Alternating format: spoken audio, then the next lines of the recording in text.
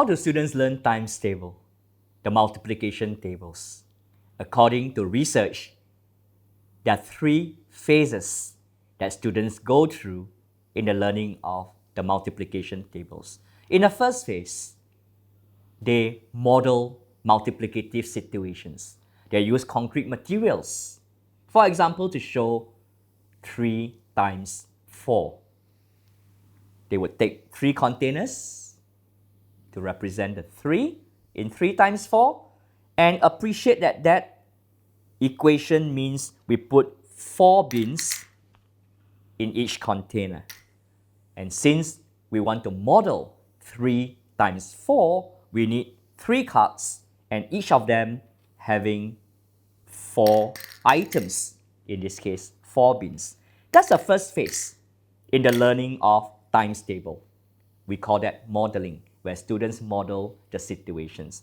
And they might then figure out the product by counting. Counting all 1, 2, 3, 4, 5, 6, 7, 8, 9, 10, 11, 12. Or skip counting 4, 8, 12. That's the first phase in learning times table, modeling and counting. But it is important that students move away from modeling and counting.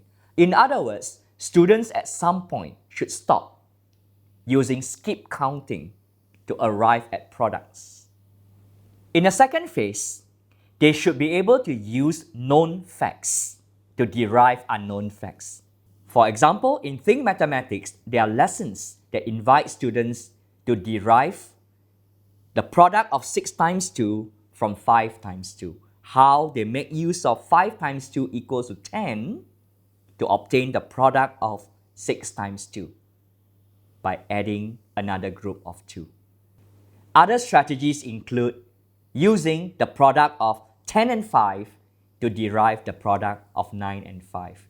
In this case, students see that they can make use of 10 times 5 equals to 50 to obtain the product of 9 and 5 by subtracting.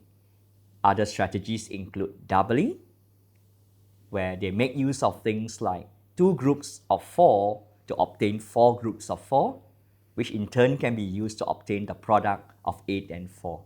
That's phase 2 of learning times table, where students make use of known facts to derive unknown facts.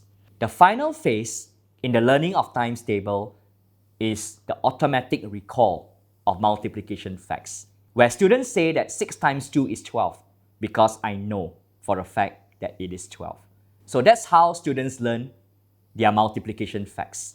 From the first phase, where they model a situation and use counting methods like skip counting to obtain the products, to the second phase, where they use known facts to derive unknown facts, to the third phase, where they are able to recall multiplication facts.